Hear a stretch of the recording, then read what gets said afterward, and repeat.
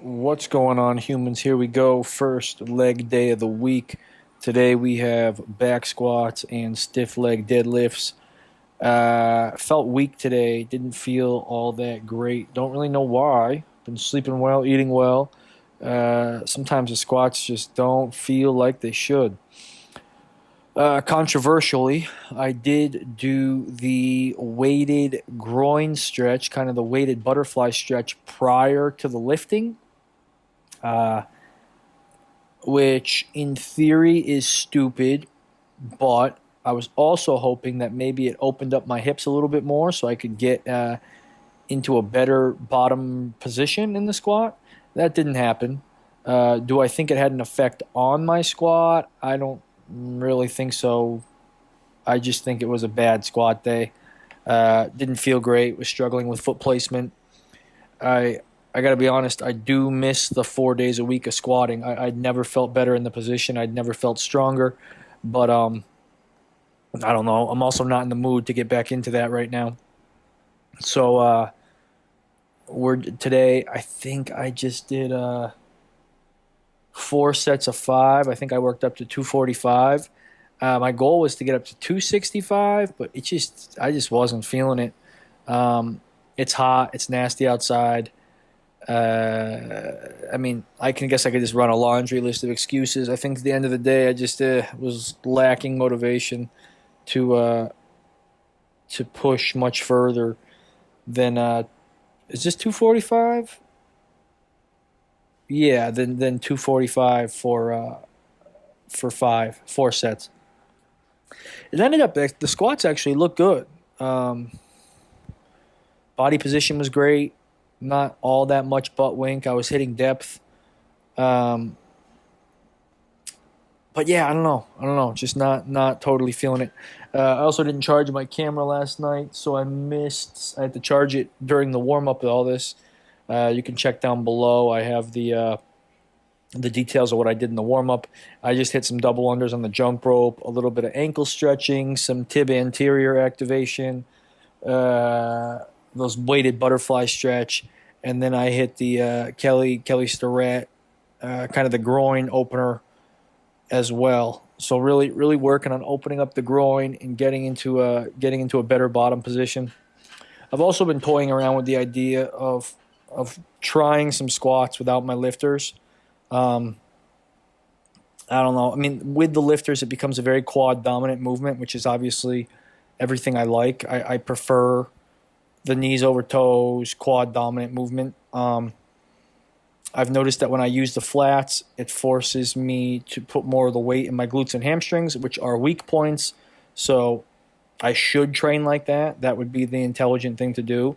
But I I try to avoid it, obviously, because of course you're supposed to avoid your weaknesses. Sarcasm. And then I got into the stiff-legged deadlifts here. I'd been using the blue crash pads and the heavier, either the 45-pound plates or those big giant 65-pound plates that I have. But I noticed I've been lacking range of motion, which is kind of defeating the purpose of the high repetition glute and hamstring stiff leg deadlift here. So I got rid of the blue pads and only used the 25 pounds. So these were 95-pound semi-stiff leg deadlifts here, mainly just really focusing on, at the bottom, engaging the glutes, engaging the hamstrings, and only using those muscles to stand up. Again, glutes and hamstrings are a huge weakness of mine, so it's something that I try my best to focus on and utilize as much as possible since I've been out in the backyard doing backyard training. But no, these felt good. I think 95 pounds is probably the bare minimum weight I can go in this. I mean, I'm still getting the pump. I'm still getting the motion, but I think I've gotten stronger just over the last few weeks implementing this. So I think I should go up to at least 135. But I think my mistake has been using the 35-pound plate, which has allowed me to bottom out in the movement and not get the full stretch. So I'm just going to have to start adding the smaller plates and not go any bigger than the than the profile of the 25 pounds here. So just something to keep in mind. I'm looking for the hamstring stretch, but I'm also looking not to be able to rest the bar at the bottom. This has become my favorite abdominal movement of my weekly workouts here. It's something I've always liked doing in the past, and it just kind of gotten away from. But yeah, just grab anything overhead. I used to back in the day put my hands underneath a bookshelf.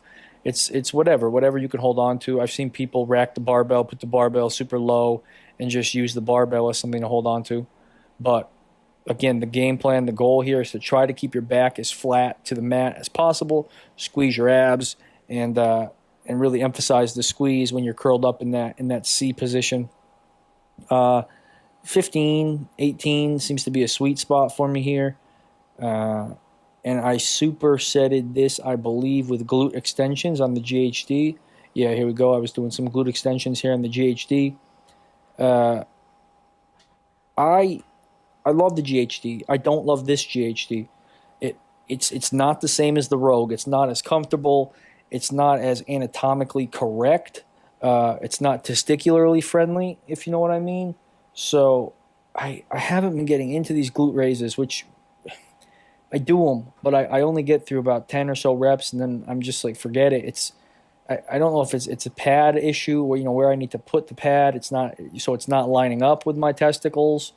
But it's definitely a problem, and it's been a deterrent for me utilizing it to its fullest potential. My other issues with that GHD are the foot pads. There's too much of a space between the top and the bottom pad, so you can't lock in. You can't get a good your foot doesn't feel secure. It feels like your foot's gonna slip out.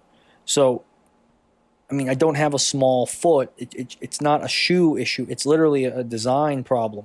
I think that this GHD was designed for I don't know, gigantic football players or like NBA players or someone who's got like a 17, 18 size shoe or who's like 6'8", because the height of the thing and the spacing between the foot plates doesn't make sense. It's not built for a normal size 6 foot tall human being. It's built for someone much larger, which is frustrating, but whatever. It still gets the job done. Got into the GHD Nordic curls, and I'm impressed. I was only able to get a couple repetitions, but my angle, my knee extension angle has gotten so much better. Yeah, so much better since I first started these. And I'm actually feeling my hamstrings contract. I feel like I'm in control. A couple of these, obviously, I have to bail out. Your brain says you're going to tear something. Please stop. But I want to go back and watch my first couple of videos. That range of motion is so much better than what I had originally. So no complaints there. That looks great. Slow process. I've seen people online says it's taken them, years to figure that movement out. So I have to be happy with where I'm at. Yeah, good, solid workout. Squats felt bad, but still got them done. Still worked the muscles. Not every workout's going to be awesome. Some workouts are just a grind. You don't want to be there, but you get it done. See you guys next time.